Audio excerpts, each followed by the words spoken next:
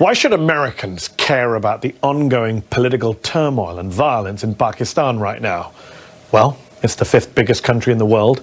It's got nuclear weapons. It was one of the front lines in the so-called war on terror, and it's currently considered by our government to be a major non-NATO ally.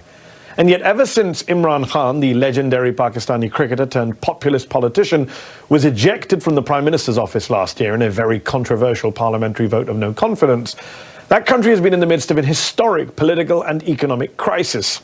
Khan, who remains hugely popular inside of Pakistan, has had more than 100 criminal cases thrown at him, from corruption to terrorism to blasphemy. And there has also been a vicious crackdown against members of his own political party. Khan's violent arrest outside a courthouse in May, later deemed by Pakistan's Supreme Court to be illegal, led to mass protests, to violence and death across the country. According to Human Rights Watch, while some of Khan's supporters did use violence and attacked property and the police, the Pakistani authorities, quote, used excessive force against protesters, restricted access to the internet and to social media, and carried out mass arrests. More than 4,000 people detained, many of them arbitrarily. But what was so stunning about those protests is that they weren't just anti-government, they even challenged the dominance of the once revered, almost untouchable Pakistani army. See, that country of more than 250 million people, which has long aspired to be a functioning democracy, has been ruled, directly or indirectly, by the military for most of its 75 years of independence. Currently, the Pakistani military has banned any mention of Imran Khan's name on air. Prominent journalists have just disappeared. Even Pakistani-American fashion designer Khatija Shah has been detained for taking part in the protests. And Khan himself, who survived an assassination attempt last November, is worried for his own life. The former Prime Minister, who is accused of cozying up to Vladimir Putin and Xi Jinping, hasn't had much support, though, from Western capitals, and he himself accused the Biden administration of being behind a coup against him, an allegation that the State Department has denied and that Khan has since backed away from. So, what should America be doing here, and what does the future hold for Pakistan and for Imran Khan? Earlier, I spoke to the former Prime Minister of Pakistan and chairman of the political party, the PTI. Imran Khan, thank you for coming on the show. You are the former Prime Minister of Pakistan. Explain to our viewers watching in America tonight what you believe is the state of democracy, of freedom, of human rights in Pakistan tonight. How bad is it? Well, Mehdi, for some of us who've seen the evolution of our democracy over the last, especially 20 years, because you saw General Musharraf's martial law, and then in that martial law, we saw what was called the lawyers' movement for the independence of judiciary. And during that time, the media asserted its independence. So we were moving towards a democratic system. Two governments came in, stood for 5 years, and then left elections. Another government took over. So we're moving towards, what we hoped would be genuine democracy, because normally we had a hybrid system. Even when the army was not in power, they really controlled the levers from behind.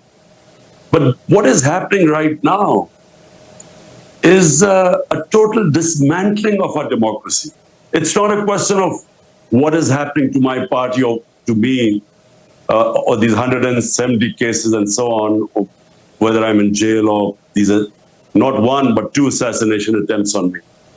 It's what is happening to the future of this country if our democracy is disbanded. Because rule of law, democracy and prosperity go hand in hand. When you do not have rule of law, which is what is happening now, it is might is right, there's an undeclared martial law in Pakistan, then, there's darkness ahead. We are standing on the edge of darkness.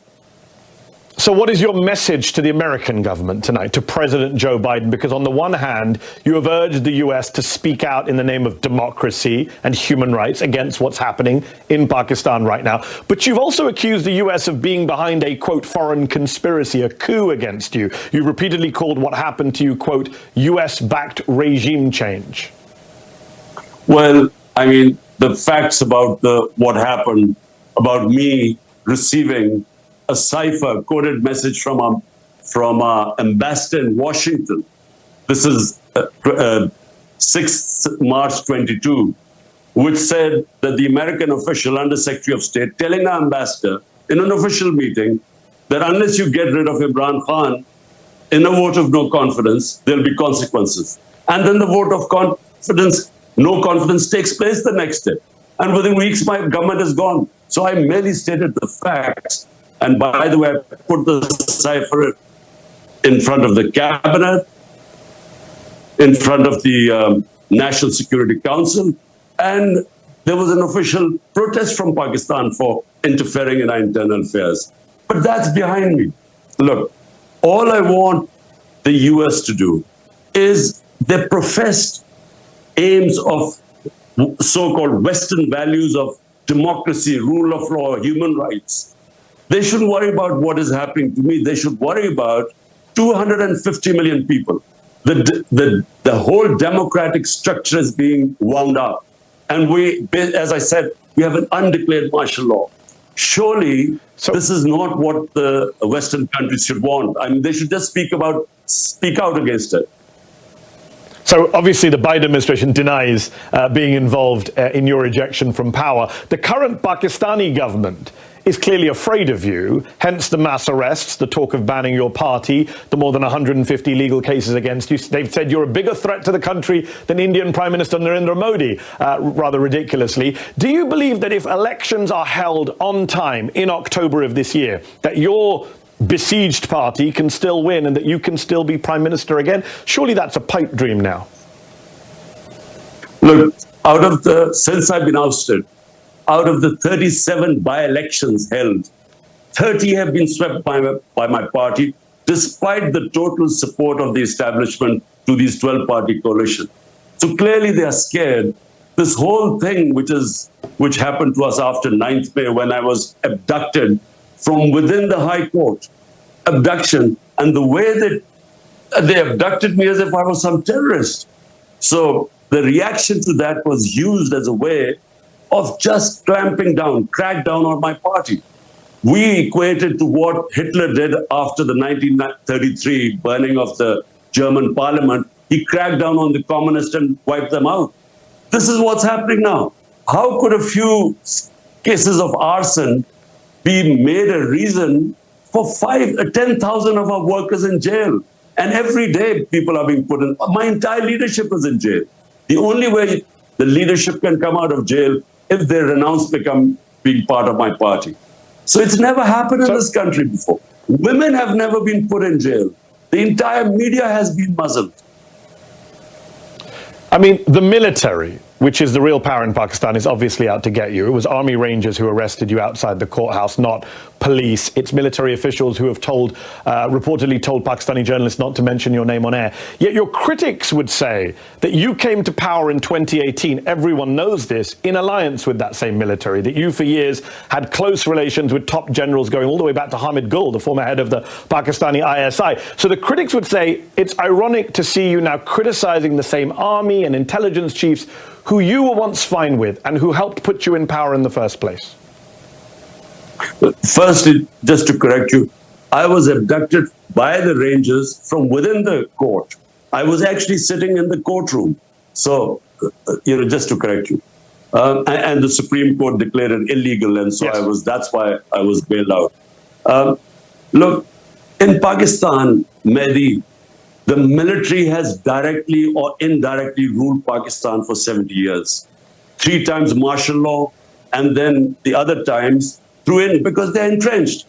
And so whoever does politics has to work with them. Now, when I came to power in 2018, it wasn't because the military engineered to get me into power. They didn't oppose me. Big difference. In 2013, before that, they actually helped Nawaz Sharif get into power, and we proved in the rigged elections. In 2018, we asked everyone to open the elections because we came through proper, free and fair elections. In fact, we felt we lost some seats. But the thing is, I worked with the military. I mean, military means the army chief. So I worked pretty well with him. The main problem was, you see, my whole thing is rule of law. I started my movement for justice 27 years ago, wanting to bring the powerful mafias, the political mafias, under the law. This is where the problem became. He didn't think corruption was that big a thing. He wasn't interested in. And if he had the veto power. So that's where I failed. Although we succeeded economically, we did brilliantly dealing with the pandemic, but I failed in the rule of law, and I think that's where the problems became. Up next, what about the criticisms of Imran Khan's own time in office? Don't go away.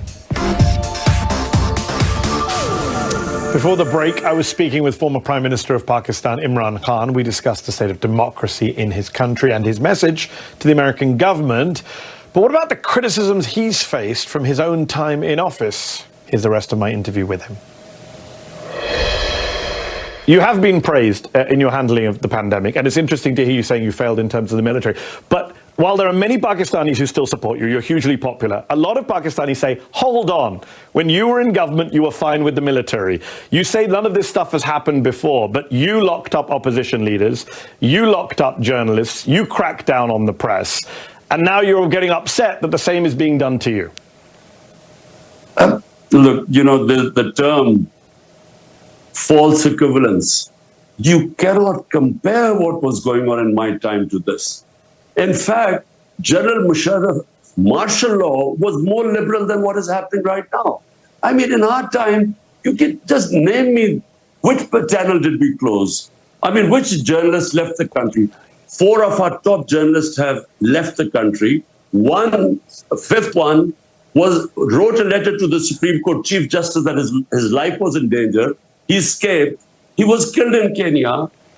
Our best journalist right now, Arshad Sharif, and best Imran Riaz, he's disappeared for 40 days. Yes. I mean, he's there. But Chairman Khan, I'm not going to dispute. I'm not going to dispute what's happening now. I'm very critical of what this government's done. It's not about equivalence, though. It's about that on your watch, you did a lot of these things. Maybe not as badly as the current government, but Reporters Without Borders, for example, they called you a press freedom predator in 2021. They criticized you at the time for threatening, abducting and torturing journalists. That happened on your watch. Hamid Mir, a very famous Pakistani journalist, he wrote just last month for The Guardian that when you were in office, he wasn't allowed on air, even though you had once called him a favorite anchor. So the problem is that a lot of this stuff did happen on your watch. You were not a champion of the free press. So people say, hold on, now you're saying it's bad when it happens against you. Firstly, Mehdi, the only time that I found out about a journalist being picked up and disappeared was a guy called Matiullah Jan. The next day I got him back. The problems we had were we were at the tail end of the war on terror. And the establishment was very worried about any criticism about it. So they were responsible for a few guys who were picked up, but this was nothing compared to what's going on. The only thing what we tried to do was there was fake news on social media, and that was, causing havoc because they would be slandering people and so on. That's the only thing we tried. But when there was opposition from the media, we didn't even bring those laws in. But again, I mean, there is no comparison what is happening right now. My name cannot be mentioned on media. Hold on. When you were Prime Minister, Nawaz Sharif's name couldn't be mentioned on air either. That's what your critics would say. You did the same thing to Nawaz Sharif. Not at all. No, look, Nawaz Sharif was convicted by the Supreme Court. He then faked these illnesses and somehow managed to bring out these tests which said he was about to die. Then his brother gave an affidavit that he's just going 2 weeks for treatment to come back. A convict. He goes to England and suddenly all illnesses disappear, and then he starts giving lectures to Pakistan. He was a convict. You can't compare what was happening to me. I'm not convicted of anything. But the media couldn't say his name. I'm no fan of Nawaz Sharif. I'm just saying his name couldn't be mentioned on air. We're almost out of time, but I got to ask, do you have any regrets about what you did in office, especially with the military, given what the military is now doing against you? What would you go back and do differently if you could? Last question. Well, just firstly, given what happened after I came into power, I should have actually, with a weak coalition government, I should not have taken power. I should have gone for elections again, because you can't bring reforms and changes, and especially rule of law, if you have a weak government. And if I have to do it again, look, this hybrid system cannot work. If you are an elected prime minister, you must have the authority to implement your reforms. It cannot work that you have the responsibility because you're elected, but the authority is shared and the army chief has a veto power. This sort of system is doomed to failure. And Pakistan, what it faces right now, huge economic problems, the worst economic situation in our country. Unless we fix the governance system through rule of law, I'm afraid, the country is on the edge of darkness. There's no doubt there is a massive political and economic crisis in Pakistan right now. We appreciate you taking time out to speak to us, and I do hope you stay safe. Imran Khan, former Prime Minister of Pakistan, thank you.